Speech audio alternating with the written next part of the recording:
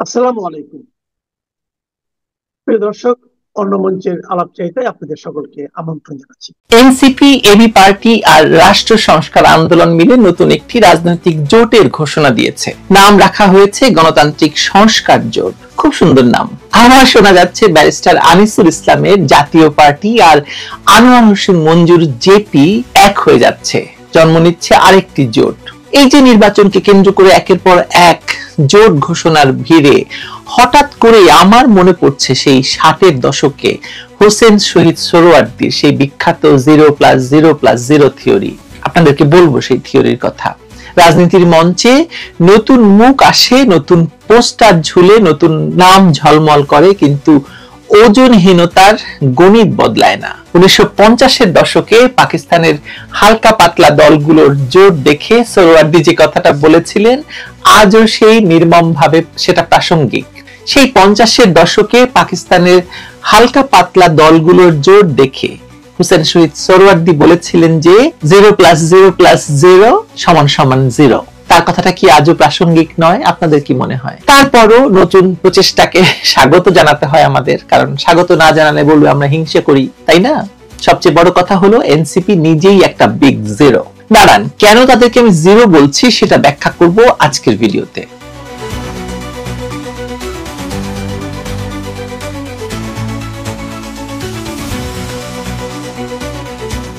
AB পার্টির নেতা barrister ফুয়াদকে আপনারা গত কিছুদিন ধরে অনেক বেশি চিনছেন, কারণ টক শোতে উপস্থিত হয়ে তিনি এমন সব কথা বলেন যেটা আসলে নেওয়া যায় না। তিনি বঙ্গবন্ধু, মুক্তিযুদ্ধকে উড়িয়ে দেন, তিনি ক্যান্টনমেন্ট দখল করতে চান এবং ডিজিএফআই কে ভেঙে দিতে চান, নানা কিছু চান তিনি। কিন্তু বরিশালের সাধারণ মানুষের মবের ভয়ে আজ তিনি দৌড়ে পালিয়েছেন। আর যখন এই ঘটনা বরিশালে ঘটছে তখন তার দলকে নিয়ে কিংস পার্টি এনসিপি একটি জোটের ঘোষণা দিয়েছে, নির্বাচনের জোট।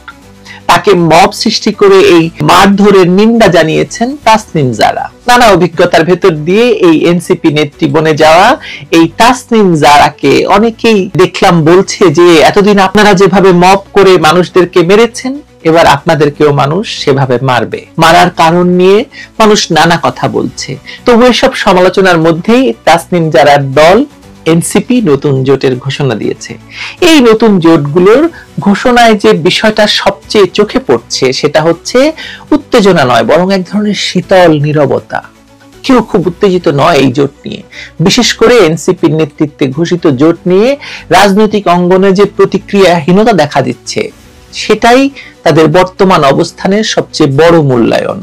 মানে কেউ আর এটা নিয়ে উচ্ছ্বসিত নয়। এক বছর আগেও যে দলটি তরুণদের আশা আকাঙ্ক্ষার প্রতীক হয়ে উঠবে বলে অনেকে বলেছিলেন, আজ তারা নতুন জোট করেও আলোড়ন তুলতে পারছে না।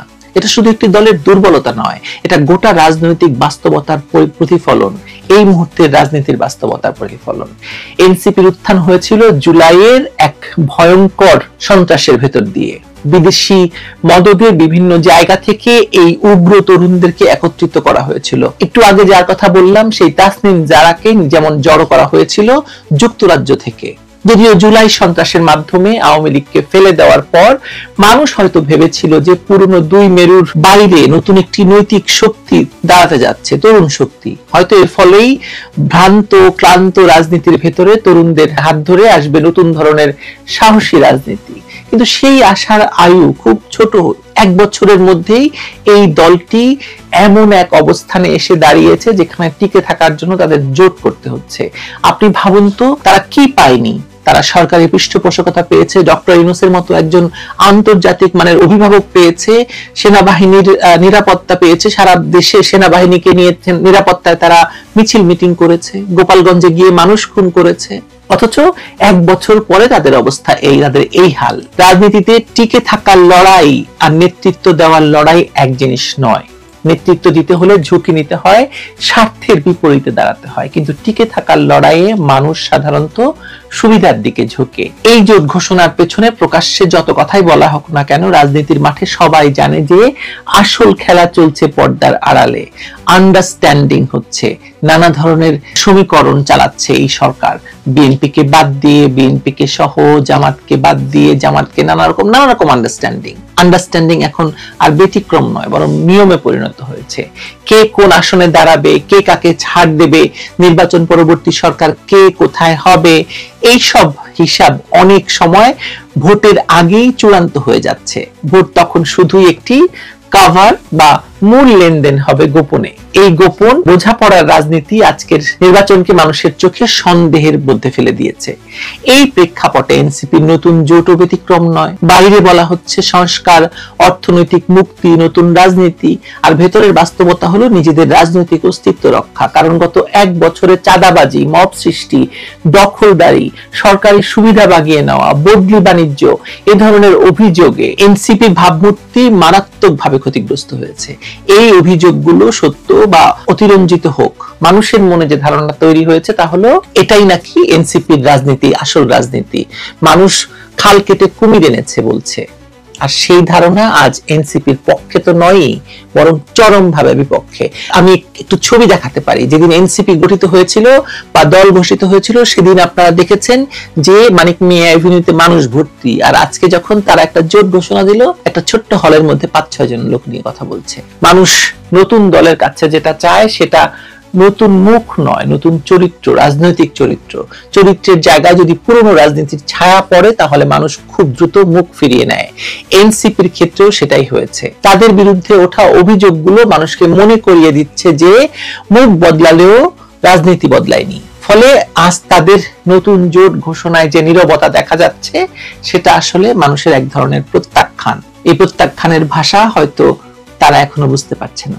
এখানেই 0+0+0 থিওরির সম্ভাব্যতা বা বাস্তবতা এসে পড়ে। শক্তিহীন দল, জনভিত্তিহীন সংগঠন, নৈতিক অবস্থানের প্ল্যাটফর্ম, এদের সবাইকে এক জায়গায় জড়ো করলেও যে হঠাৎ করে বড় কোনো শক্তি তৈরি হয়ে যাবে, এই ধারণাটা ইতিহাস বারবার ভুল প্রমাণ করেছে। অতীতের পাকিস্তান থেকে আজকের বাংলাদেশ, এই রাজনীতির অঙ্ক বদলায়নি। ওজনহীন দুই শক্তির যোগফল কখনো ওজনই হয় না, মানে ভারী হয় না। যে নতুন আরেকটি জোট তৈরি হচ্ছে, সেটার প্রতি মানুষের আগ্রহ খুব সীমিত। বিশেষ করে আমি জাতীয় পার্টির কথা বলছি, কারণ জাতীয় পার্টির মূল ধারা তো এটা নয়। কারণ এখানেও একই প্রশ্ন, এই জোট কি বাস্তবে ভোটের সমীকরণ বদলাতে পারবে, নাকি এটাও কেবল দর কষাকষির আরেকটা প্ল্যাটফর্ম হবে? মানুষ এখন আর জোট শুনে উত্তেজিত হয় না। মানে তারা দেখে যে এই জোটের পেছনে কারা আছে, তাদের অতীত কি, তাদের বিশ্বাসযোগ্যতা কোথায়, তাদের শক্তির উৎস কোথায়।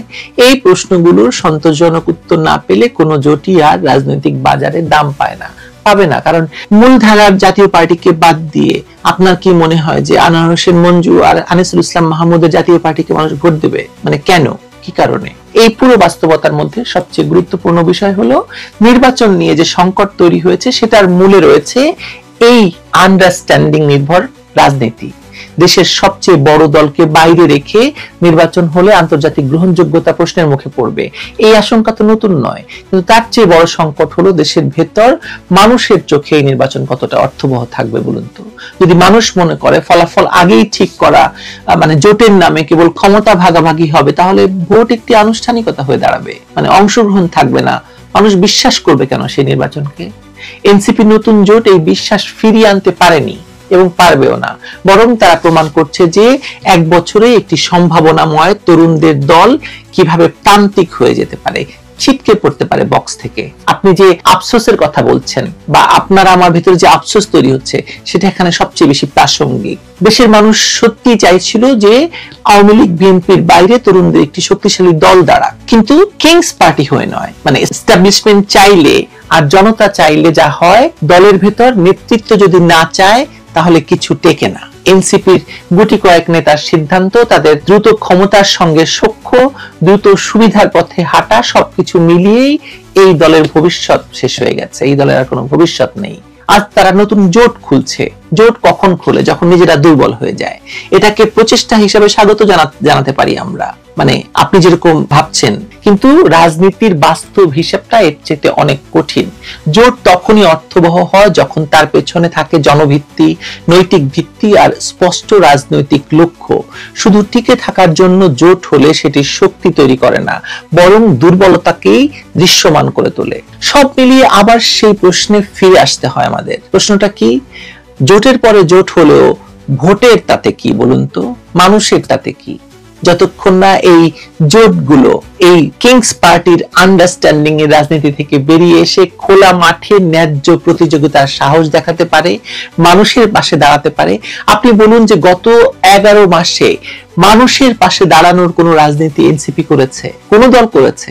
করেনি। ভোজ্য তেলের দাম বেড়েছে 6 টাকা, মানে বাড়িয়ে দিয়েছে, বা 6 টাকা বা 9 টাকা হচ্ছে প্রতি কেজিতে। কেউ কোনো কথা বলছে? কেউ কোনো কথা বলছে না। তেল গ্যাস বন্দর দেওয়া হয়ে গেছে, কোন রাজনৈতিক দল কোনো কথা বলছে না। মানুষের পাশে না দাঁড়ালে রাজনৈতিক দলের পাশে মানুষ কেন দাঁড়াবে আমাকে বলুন তো? ফলে এখন ভোট একটি ব্যবস্থাপনা হবে হয়তো, বা একটা নাম নির্বাচন। সো আর 0+0+0 থিওরির কথা এটা বারবার সত্য প্রমাণিত হতে থাকবে। তারপরও নতুন প্রচেষ্টাকে স্বাগত জানাচ্ছি। আমি যেটা শুরুতে বললাম, দেখা যাক এইসব শূন্যের যোগফল কোনোদিন শূন্যের বাইরে যেতে পারে কিনা। আমার মনে হয় পারবে না। আপনারা কি বলেন জানিয়েন। ভ্লাদিমির পুতিন এলেন ভারতে, মোদির সঙ্গে সাক্ষাৎ হলো, তার উষ্ণ অভ্যর্থনা সবাই দেখলেন, সবই চোখের সামনে ঘটেছে। আমি বলি না চোখের সামনে অনেক কিছু ঘটে, অথচ আমরা ওভারলুক করে যাই। এবার যখন আমি বলে দেবো তখন আপনারা বুঝতে পারবেন সত্যিই তো এই ঘটনাগুলো আমার চোখের সামনে ঘটেছিল, ধরতে পারলাম না। আসলে এখানেই হচ্ছে বিশ্লেষণ। আপনি প্রথম থেকে দেখুন, পুতিন এলেন, বিমানবন্দরে তাকে রিসিভ করলেন কে? প্রধানমন্ত্রী নরেন্দ্র মোদী। তিনি পুরো একেবারে মানে সে পুরনো বন্ধুর সঙ্গে দেখা করার জন্য যেমন গড়গড় করে হাঁটতে হাঁটতে হাঁটতে হাঁটতে নেমে এলেন, নেমে এসে একেবারে বুকে জড়িয়ে ধরলেন এবং পিঠ চাপড়ালেন। খুব কম রাষ্ট্রনেতা এরকম পিঠ চাপড়ান, বিশেষ করে পুতিন তো নন এক্সেপশনাল। পুতিন মিচকি হাসবেন, গম্ভীর থাকবেন, কিন্তু পিঠ চাপড়ানোর মতো ঘটনা কখনো দেখবেন না। এ তো গেল নাম্বার 1। নাম্বার 2, এইবার ধরুন গাড়ির সারি। ভারতবর্ষের কাছে কি লিমুজিন কম আছে?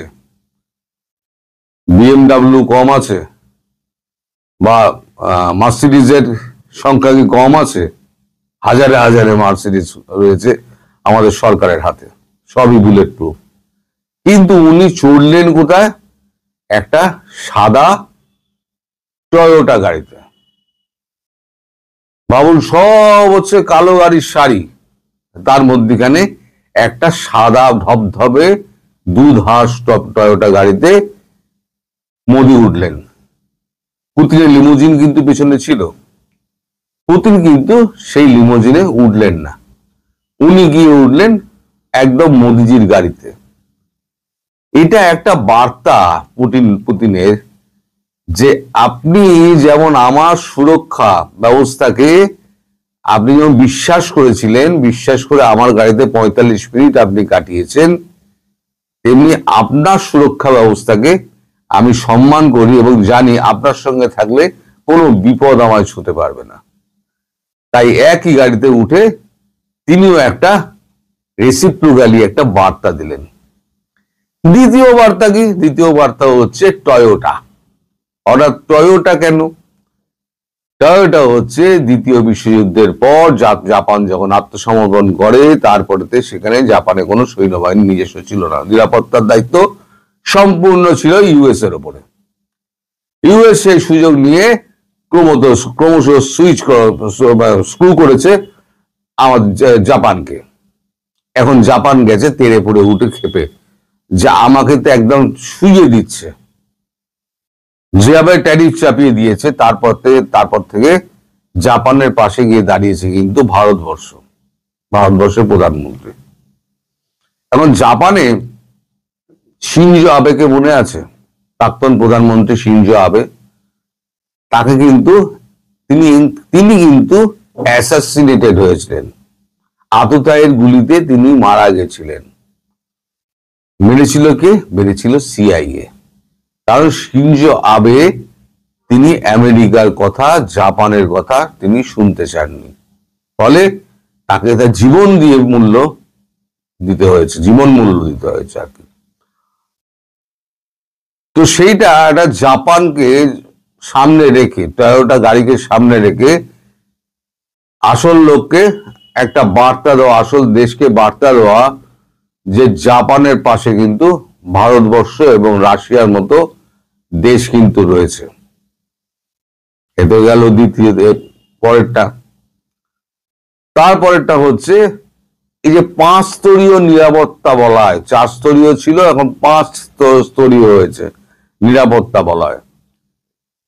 এই নিরাপত্তা বলয়কে ঘেরা টপকে ভারতের এত সমস্যা থাকা সত্ত্বেও ভারতের মধ্যে তার প্রধানমন্ত্রী বা তার অতিথির গায়ে হাত দেবে এমন কোন দুঃসাহসী কর্মকাণ্ড কেউ করতে পারবে না। এটাও কিন্তু আশেপাশে সমস্ত দেশকে একটা বার্তা দিয়ে দেওয়া যে তোমরা যতই চেষ্টা করো আমাদের সুরক্ষা বেষ্টনী ভেদ করে তোমরা কোনোদিনই আসতে পারবে না। মানে এইগুলো হচ্ছে প্রত্যেক কটা কিন্তু কূটনৈতিক বার্তা দেওয়া হয়। এবার দেখুন সবকিছু এগ্রিমেন্ট হলো এখানে। আমাদের এখানে রাশিয়ার সঙ্গে ভারতের সঙ্গে অনেকগুলো এগ্রিমেন্ট হয়েছে। সে একদম ভূমি থেকে আকাশ পর্যন্ত সব এগ্রিমেন্ট হয়েছে। একটা জয়েন্ট প্রেস কনফারেন্সও হয়েছে। সেটা হচ্ছে আমরা সবাই যেটা শুনতে পেয়েছে, জয়েন্ট প্রেস কনফারেন্স। কিন্তু জয়েন্ট ডিক্লারেশন সেটা করে হয়েছে? জয়েন্ট ডিক্লারেশন কেউ জানে? কেউ জানে না জয়েন্ট ডিক্লারেশন কি হয়েছে।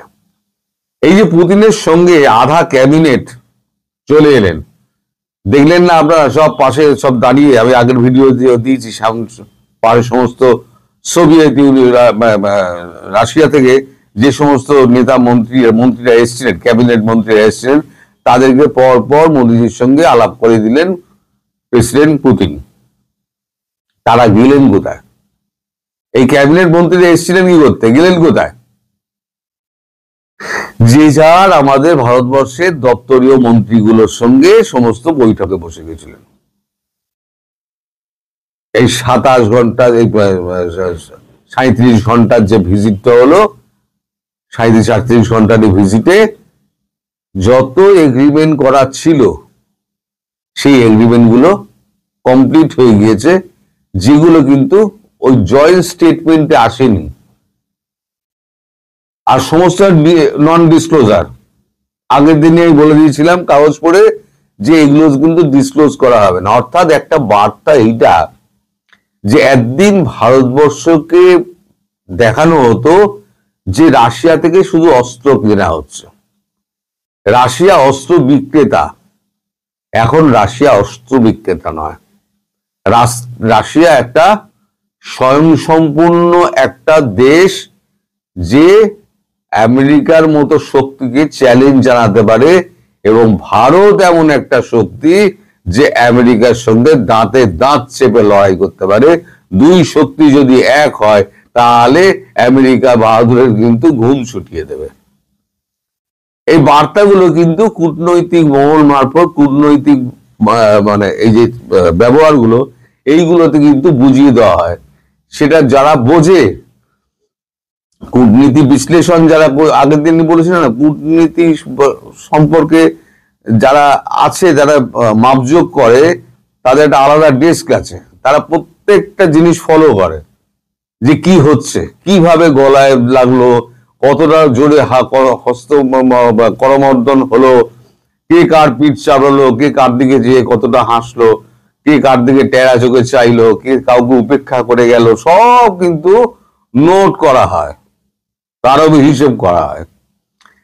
এখানে কিন্তু আমেরিকার কোনো কথা বলা হয়নি।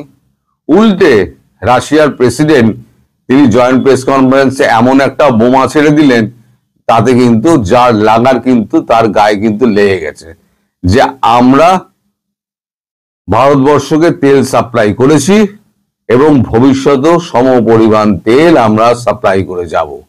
অর্থাৎ যারা বলছিলেন, যিনি বলছিলেন যে ভারতবর্ষ অলরেডি তেল সরবরাহ কমিয়ে দিয়েছে, তেল আমদানি কমিয়ে দিয়েছে, তাকে একটা সূক্ষ্ম বার্তা পৌঁছে দেওয়া হলো যে তুমি যতই বাগাড়ম্বর করো না কেন, যারা বেশি বকবক করে তাদের বলে বাগাড়ম্বর, তুমি যতই বাগাড়ম্বর করো না কেন, আমরা আমাদের মতো কাজ করে যাচ্ছি, তোমাকে আমরা থরি পাত্তা দিই, ঘন্টা পাত্তা দিই, তোমার কোনো দাম নেই। আর আমরা করছি পুরো রুপিয়া আর ভারতীয় টাকা আর রাশিয়ান রুবেলে। এবং চোখের আড়ালে যেটা হলো সেটা হচ্ছে ব্রিক্সের ওই গাঁথুনিটা হলো, যেটা হচ্ছে ভিত যাকে বলা হয়, ভিতটা গাঁথা হলো, যেটা আমি বলছিলাম। এই বছর ডিসেম্বর পেরোলে পরে জানুয়ারি যখন পড়বে 2026, সেই অক্টোবরে কি সেপ্টেম্বরে ব্রিক্সের এখানে ভারতবর্ষে একটা হবে, সম্মেলন হবে, সেখানে সভাপতিত্ব করবে হচ্ছে ভারত এবং সভাপতি হবেন নরেন্দ্র মোদী। আমি আর একটা বলেছিলাম আমাদের কমানো হচ্ছে, টাকার ভ্যালুয়েশন কমানো হচ্ছে, দেখে যে 90 পৌঁছে গেছে, এটা খুব তাড়াতাড়ি 100-তে পৌঁছে যাবে, মানে $1 কিনতে গেলে 100 টাকা আমাদের খরচা করা হবে। দুনিয়ার লোক ভাববে আরে ভারতবর্ষ তো গেল, যদি যেতেই হতো মানে যেতই, তাহলে এই ট্যারিফের গুঁতো হয়ে আমরা অনেকে বলেছিল যে প্রায় কাঁচা লঙ্কা পচে যাচ্ছে, পেঁয়াজ পচে যাচ্ছে, খাদ্য পচে যাচ্ছে, ভারতবর্ষ সাপ্লাই করতে পারছে না, তাদের অর্থনীতি 12টা বেজে গেছে। অথচ জিডিপি 8.2% হয়ে গেল বেড়ে। কি করে সম্ভব? সারা পৃথিবীর অর্থনীতি দমে যাচ্ছে, ভারতবর্ষ উঠে যাচ্ছে। কারণ ভারতবর্ষে ইন্টারনাল কনজাম্পশন আছে ভাই, তা কারণ দেশে এত ইন্টারনাল কনজাম্পশন নেই। তো যাই হোক, মোটমাট কথা হচ্ছে চোখের সামনে এতগুলো লোক নামলো, তারা কোথায় ভ্যানিশ হয়ে গেল, তারপর আবার ফেরার সময় তারা প্লেনে উঠে চলে গেল। তারা কি করছিল? এখানে আঙুর খেতে এসেছিল, কলা খেতে এসেছিল, ফল খেতে এসেছিল? আসেনি। তারা যে যার মতো কাজ করেছে। এবার পরে পরে এক এক করে জানতে পারবেন যে এই মহাকাশ থেকে আরম্ভ করে অস্ত্র পর্যন্ত এই চুক্তিগুলো হয়েছে। এখন কোনোটাই বলা হবে না। তার মানে রাশিয়া এখন আর কেবল অস্ত্র বিক্রেতা নয়, রাশিয়া এমন একটা দেশ যার হাতে সমস্ত কিছু রয়েছে। এবং আলাস্কার বৈঠকে যে সমাধানগুলো হয়নি, সেই সমাধানগুলোর সূত্রগুলো, সেগুলো ভারতবর্ষ এই সমাধান সূত্র বার করে দিয়েছে। এবং আলাস্কার বৈঠকে যে সমাধানগুলো হয়নি, যেটা এই বৈঠকে কি করে হলো, সেটা আমি পরে একটা ভিডিওতে বলবো, যেটা আজকের ভিডিওতে বললে পরে এই ভিডিওটা লম্বা হয়ে যাবে, আপনাদের ধৈর্যচ্যুতি ঘটবে। তাই এই ভিডিও আর লম্বা করলাম না, শুধু আপনাদের বুঝিয়ে দিলাম কূটনীতি এইভাবেই হয়। আর শেখ হাসিনার বৈঠকটা নিয়ে অনেক কথাবার্তা চলছে। ভারতবর্ষেরই কিছু সাংবাদিক আছেন যারা বলছেন যে এটা হয়নি, এটা ঠিক লিস্টের মধ্যে ছিল না। নির্বাচিত একজন প্রধানমন্ত্রী, তার সঙ্গে দেখা করবেন, সেটা লিস্টে থাকবে না, খুব স্বাভাবিকভাবেই থাকবে না। আপনার বুদ্ধি কি বলে? স্বাভাবিকভাবে থাকবে না, আনলিস্টেড থাকবে। কিন্তু কালকে দেখা হয়েছে এবং কথা হয়েছে, সঙ্গে ছিলেন সঙ্গে কথা হয়েছে রাজনাথ সিং এর। কি কথা হয়েছে না হয়েছে সেই খবর এখন আমার কাছে এসে পৌঁছায়নি, তাই ওই নিয়ে আমি পরে ভিডিও করব। আজকে এখানে শেষ করছি। সবাই ভালো থাকবেন, সুস্থ থাকবেন, সাবধানে থাকবেন। নমস্কার।